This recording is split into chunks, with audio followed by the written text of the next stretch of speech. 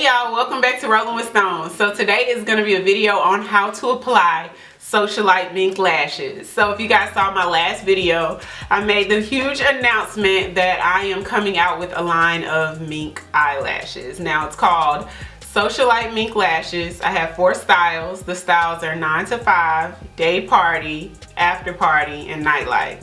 So they just kind of gradually go from like the most natural looking lash all the way to a dramatic lash you can wear at night for those divas who, you know, feel a little bit more comfortable with a bolder looking lash, but also have a lash for a lady who doesn't really like lashes or just wants that, you know, very subtle look that almost looks like mascara. You can still get a very fun and flirty look and still look super natural as well. So the lashes that I'm wearing now is the style called After Party, and After Party is basically a soft fluffy mink lash that it's basically shorter on the inside and it gets gradually darker and longer towards the outside, which is really popular. A lot of people like that style these days. I absolutely love them. My favorite pair is the pair called Nightlife, and I'm definitely going to show that to you guys in videos coming up. But yeah, so this is it. And I'm going to show you how I easily apply Socialite Mink lashes.